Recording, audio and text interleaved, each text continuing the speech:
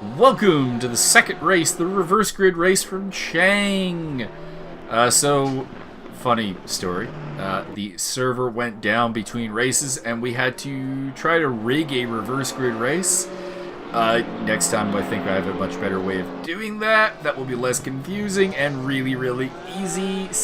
But hopefully we don't have to do it again. We got the top 8 more or less correct, but after the top 8, it's a little bit confusing. And we did lose 2 racers in the meantime. Ben Chouari had to go to bed, and Roy Voss departed. We don't have a particular reason on the matter. Rage. We are watching Paul Riccaboni here in the warm-up. Paul Riccaboni. I'm going to do that. I'm not gonna lie. I make zero apologies for calling you Riccaboni. For anybody who doesn't understand and doesn't watch any pro wrestling, there is an announcer named with the last name of Riccaboni, who we've lampooned a few times as Richard A. Bonney, who then got worked into an online segment with another wrestling YouTube channel as Richard A. Bonney, and we laughed a lot. So Riccaboni and Riccabeni are somewhat interchangeable in our brain holes. A little bit. That is the case, and I hope you enjoyed that. So he'll be looking for redemption. We saw him put up the fastest lap in race 1 while finishing in dead last. Pretty damn impressive. Another man looking for a little bit of redemption is this man, Leandro Carroll, who will start pretty near to the front and with a lot of his main competition behind him. So he's in good shape. The Argentinian assassinating pitbull. Indeed. But the pole sitter, all eyes will be on John Pachea and Rick Martel as they lead from the start. Rick Martel might be a bit of a dark horse in this, to be honest. He was running pretty strong in race 1 before a collision with Richard Higgs sent him backwards. And I feel like starting on the front row is probably going to be a big benefit to him. Is it wrong that I'm more interested in the pole dancer than the pole sitter? You're not wrong to be more interested in it. There we go. Looks like we have most of the grid on the track. 16 cars for this race. And Wesley Stokes is the man starting at the back of the pack due to the inability to actually get the grid entirely correct. Wesley the Boiler Stokes. And we are off and focusing on Bo Stamper. The pole sitter in the Red Dragon there, John Pachea, getting absolutely swallowed up in a big accident right at the beginning. Cars everywhere. Listen, the flat spins are cool as shit, but not technically a good recommended technique for that corner.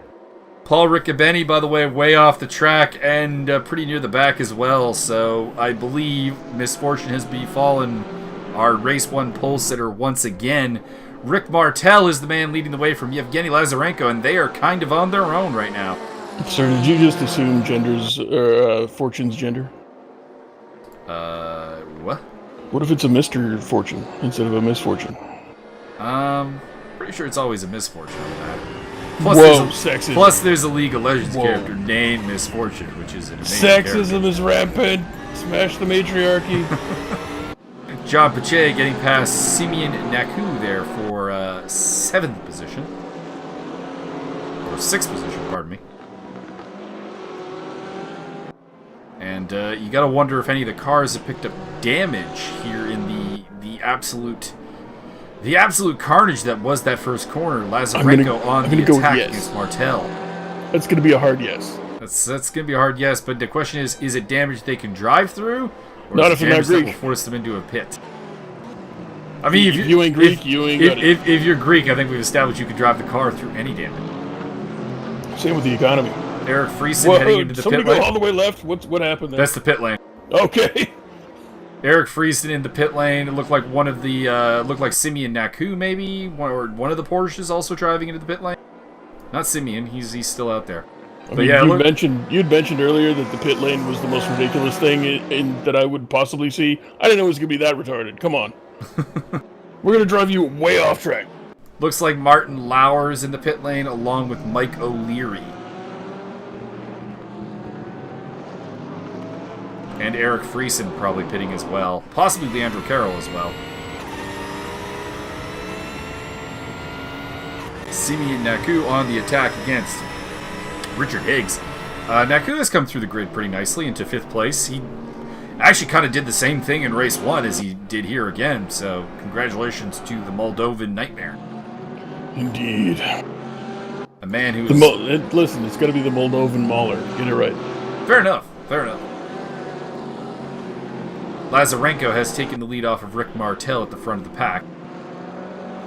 Ooh, or the Moldovan Murder Machine. Triple A. Indeed.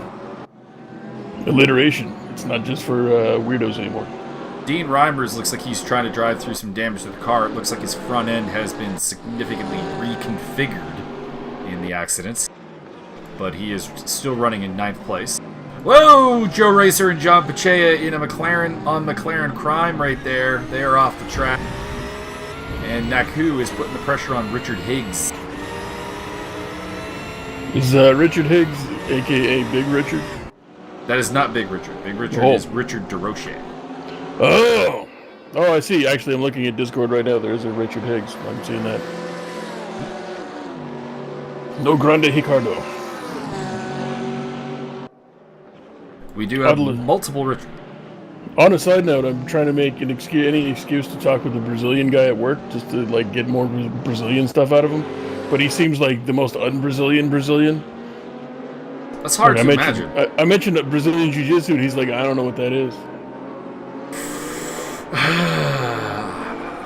How long did he live in Brazil? I gotta ask the serious questions here. Long enough for me to pick up an accent on his English. I just realized if you look at the racing name for Richard Higgs' racing team, that's very close to being crap racing. It's or Crip racing, but he's got the wrong colored flag. Bo Stamper putting the pressure on Rick Martel for 2nd place, while Yevgeny Lazarenko opens up about a 2-second gap at the front. Herr Stamper! The man on a mission, though, might be the man in 4th place there, Simeon Naku. We know that he is fast. We saw him compete and get a podium in race 1. He is not far from one now. Further back, we still have a battle going on here between Leandro Carroll and Darcy Parkinson. In the background, you can see Wesley Stokes. Bo Stamper and Simeon Naku come to blows. There's a little tickle. And Stamper is way off. He's just going to go in the pit lane. Oh, no. And rejoining. Unfortunate for Bo Stamper, who was up in 3rd place and has dropped back to 8th now. He's right in front of a battle between 2 of the fastest guys on the track in race 1 winner Darcy Parkinson. And a guy who I thought was going to have a big impact in this race too, because he was starting fairly high up on the grid for his pace, Leandro Carroll. That has not been the case so far. They're battling over 9th place.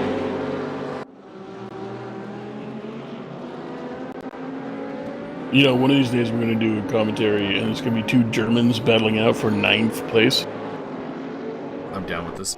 I'm going to have to come up with a lot of zero jokes. Calling Jake Sorak, we need your assistance. Sassy Boy Mantis to the principal's office. You can see the damage there to Dean Reimers' car now that he's battling with Mike McGracken over 5th place, but the fact that he is seemingly largely keeping up suggests that it's not overly affecting the performance of the orange and black out. Just tear it all off and run with a lighter load. And right behind them is Paul Riccobeni, who's up in his 7th place. We saw him involved heavily in the carnage of the first lap, but he is charged back through the grid pretty nicely. Oh, a little more bumper grind. Dean Reimers making his move on Mike McGracken, and through goes Paul Riccobeni as well.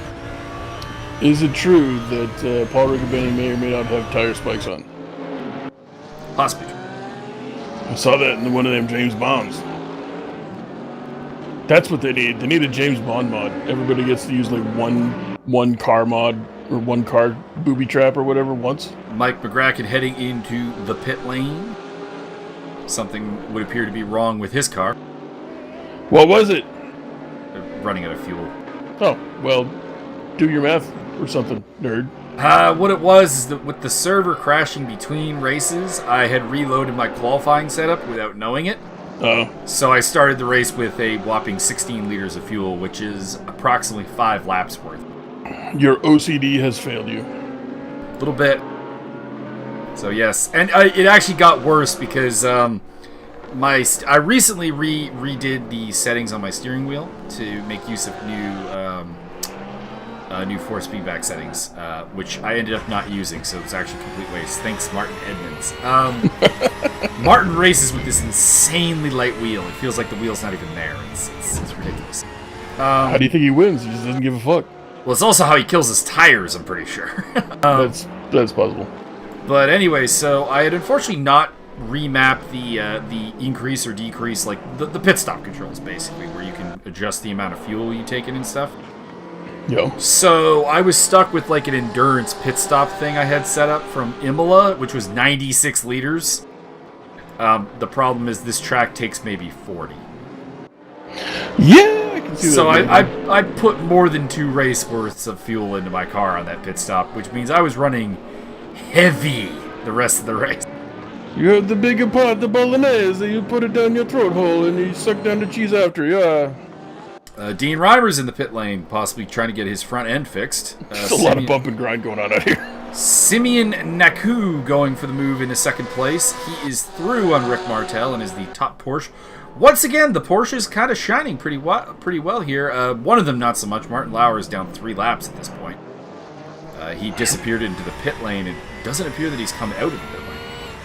Richard, you have failed the Gulf Oil race team for the last time. He's still on a podium. I know, I'm just kidding. I love you, Rick. It's Pickle Rick. He does love you, Rick. I think I was saying earlier, Martin Edmonds and I, we should definitely be on a commentary together, and we're just gonna do death metal growls for the entire time. I'm not opposed to this. The idea of Martin doing death metal growls has a certain appeal to it. It'd be fantastic. Wesley Stokes making the move on Bo Stamper as he continues to charge forward. Again, 3 Porsches in the top 6. They're having another solid race. Ooh, I could do one as Bane. No one believed in me until I put on the fender. Oh, no. No one believed in me until I put in some gas. I mean, that would be true. Paul Riccobeni up to 4th place ahead of Darcy Parkinson, race 1 winner. Leandro Carroll's kind of disappeared. He was in front of Parkinson and has now got Stokes and Bo Stamper between him and the red Corvette. He's quite a ways back. There's perhaps some contact there as well. Rounding off the top 10 is Dean Reimers, who's been in and out of the pits, and Eric Friesen in the Porsche. Oh, the pedal stamper. Once again, 4 Porsches in the top 10, doing very solid. Bo Stamper having a pretty solid race for himself in 7th position. Was looking at a podium earlier on, though, and had some problems. There was only one problem, really. It was Simeon Naku, basically. There was a certain monkey on his back. Which is a joke, if anybody doesn't understand. Simeon, monkey. Let's leave that there. You guys can use Wikipedia, do whatever. I feel like they get it. I don't know. It seemed like a certain kind of nerd, and not the natural path kind of nerd. Nerds. There appear to be only 14 cars running at this point. I think we have lost both Martin Lauer and Mike O'Leary. They are shown there in 15th and 16th position, multiple laps down. Mark Pretty Leary. Or is it Mike? I can't remember. Mark. Mike Leary. Mike O'Leary. No relation to Ewan O'Leary. We were speculating that at Slovakia ring. Oh, right. Yeah. I think that it's funny that we have Mike, and then you are Mike. No, wait, Mike. Speaking of Mike, shout out to Mike. Where you been, man? You haven't made a race yet. Correct. We miss you. I mean, I don't. Someone up there is locking up the brakes hard and smoking heavily. And I think it's Simeon Naku as Paul Riccobeni goes down the inside of the Gulf Oil car of Rick Martel for 3rd place. He's on the chart. Darcy Parkinson also coming up. Deploy the smoke screen. It's a bit of a weird place for Simeon to be on the brakes, though. I wonder if he has some damage. That's very possible. I mean, halfway down a straightaway, I would not be hitting the brakes, but I'm crazy, so don't take my word for it. Leandro Carroll sporting a little bit of damage there on the front end as he chases down Bo Stamper for 7th place.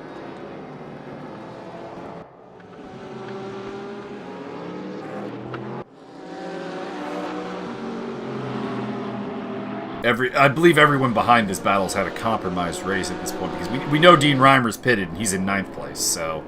Compromised as in they've been bribed to throw the race? Compromised as in they may have damaged their cars at various points. Oh, I see. It's like that. Leandro Carroll on the attack. Bo Stamper... Left.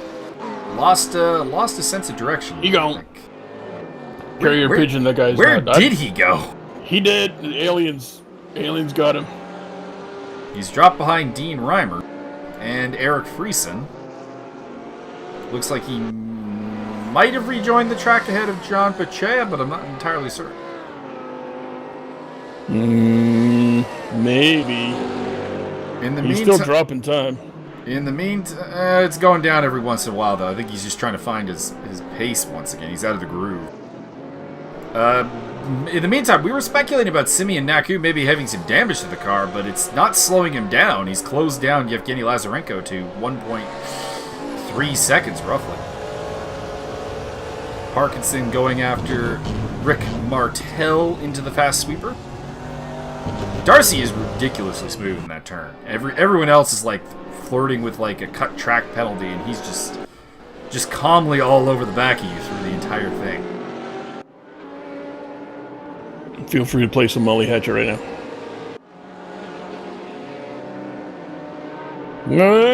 Whoa, hey, that looks like some little bump and grind, but I think that might just be lag. Might just be some lag. Darcy is a clean driver.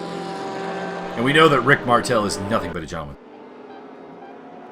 Pull a brakey, it'll be hilarious. And, I mean, the battle for the lead is definitely on now. Simeon Naku, that's not 1.2 seconds anymore. That's 0.2 of a second. Mm-hmm. With Paul Riccobeni burning down on the back of them, and we know Riccobeni's got pace. And race 1 winner Darcy Parkinson not far behind that, so this could get very interesting. If Simeon Naku wants to maintain his podium position, I think he needs to get around Mr. Yevgeny Lazarenko very quickly. Correct. Yevgeny, the only running BMW in the field. One of the larger cars in the field. Not exactly a tremendous success in real-life GT racing, of course. Row Racing, who's been BMW stalwarts, recently announced that they're not running BMWs in ADAC this season. They're going to Porsches. Well, that just means they're going from German to Austrian, or just German to German. German to German. German to Austro-Hungarian. Bavarian to, more like Prussian. Porsches from the eastern part of Germany. I could be mistaken. I don't know. You saying they're Polish? No. I don't need to die. Simeon Naku. I'm sure the Poles weren't in favor of that either. Simeon Naku putting the pressure on Yevgeny Lazarenko. Deploy the spikes. This is a massive matchup between the Ukraine and Moldova. Ukraine freight train. Shout out to Igor Vovchanchyn. Indeed, very much so. What? Simeon got a little bit wide there, and that's going to open him up to attack by Paul Riccobeni. 3 cars are now within a second of each other for the lead here. Then it's Parkinson, Martel, Stokes, Carroll, Reimers, Friesen, and Stamper rounding off the top 10. It looks like both Stamper has continued on and is still ahead of John Pachea. So. Big dust of smoke there from the BMW. So I'm starting to think that it's actually Lazarenko who's laying down the smoke there, because he's lost a lot of ground to both Simeon Naku and to Paul Riccobeni. Very fast drivers and everything, but he's been losing ground for a while, and I think he may be having some kind of brake-related issue. I was going to say, if Paul starts up his own race team, might I recommend naming it Riccobeni and Jerry's? Free advice there, Paul.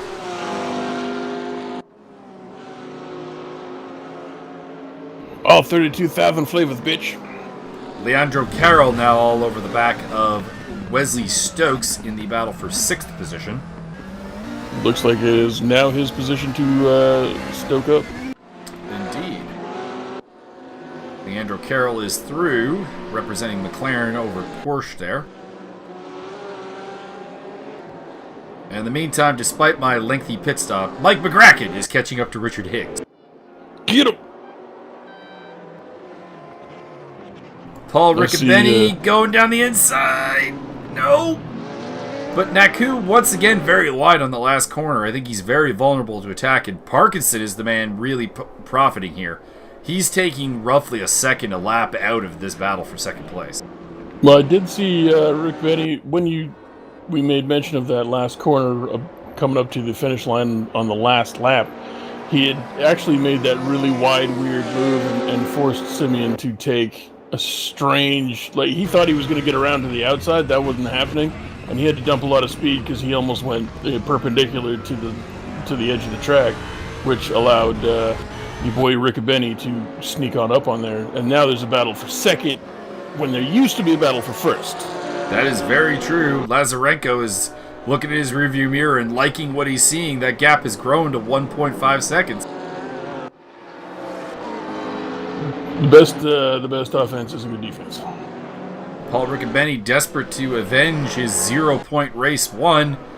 Wesley Stokes getting a little physical with Mr. Leandro Carroll. Let's get physical. I'm in favor of it. Just don't bump Rick, he's too pretty. He's pretty. Paul Riccobeni still putting the pressure on. We will have one lap after this one to finish the race. With 48 seconds to go, they will cross the finish line to start the last lap. The gap is closing again, so I think there's definitely perhaps something wrong with Lazarenko's car. But he may hang on to win. And Darcy Parkinson is really coming into play now. He's only 1.5 seconds off the leader. It's pretty impressive because he started from a little ways back. Mm-hmm. Last lap. Will it be Lazarenko, Naku, Riccobeni, or Parkinson? Who's got the ability to take this win? I'm going to go with Parkinson putting all three in the wall and then winning anyway. Could be. Could be. He does have the might of American-inspired car that is German-made. Uses solid steel for brakes and solid steel for suspension and solid steel for pistons and solid steel for really everything. Well, I mean, it is a Chevrolet-inspired car. Solid steel cup holders. 3 base amps in the back. Simeon Naku has got the tighter line through here, but Lazarenko's going hard on the defense. Riccobeni is almost through. Hello, nurse. He saves it. Riccobeni into second place. Contact between Parkinson and Naku. Not really surprised that Naku kid. He seems like he might do a little peck and hunt keyboard style. A little bit. But I think the Corvette might have him. Looks that way. Looks that way as we head to the final corner of the track. Despite a lot of theories that Lazarenko might have something wrong with his brakes, he is going to win here in Thailand. The only thing wrong with his brakes is that he doesn't use them enough. Paul Riccobeni in second place, Darcy Parkinson in third, taking a double podium ahead of Simeon Naku. It's going to be Rick Martel holding off Leandro Carroll at the finish for 5th place. Carroll will be 6th. 7th place for Wesley Stokes. And Dean Reimers under some late pressure here by Eric Friesen. Reimers, I think, has something wrong with his car. Maybe it may even be running out of fuel or something. I have one question. If you've already crossed the finish line and slam on the brakes immediately, do you incur a penalty for a race you've already finished? No. Awesome. Somebody needs to totally do a brakie on somebody right before they're able to finish. John Pachea turns a pole position into 10th place. He just had a terrible start. And I don't really know how else to phrase that for the Red Dragon Gainsco car. Bo Stamper coming home in 11th place. We saw him go off the track a couple of times. Mike McGracken in the background, despite a need for a refueling stop, will take home 12th position ahead of Richard Higgs. He has the need for fuel. And Joe Racer coming in, bringing up the rear in 14th position ahead of just the retired cars of Mike O'Leary and Martin Lauer. I think Martin might have been abducted by aliens. He might have. Darcy Parkinson with fast old lap going on there. Indeed, put up a 34.918. Not much faster, though, than Paul Riccobeni, who put up a 9.71. They were the only two to breach the 135 marker. Fantastic action here, and the circus heads off to Bathurst for round 3 of the championship. It's back to the endurance rounds at one of the most famous endurance tracks imaginable, frankly. And probably the most famous track in all of Australia. And is there a shorter version of that called Showerhurst? There is not, but someone should really get on that. Super lame! The actual name of the track is Mount Panorama. Ooh! So there you go. I would have expected Mount Dingo or something. So that brings us to a close for Mike McGracken and Byron Derksecchi. Join us next time, and also possibly for endurance commentary tomorrow. Ooh, tantalizing.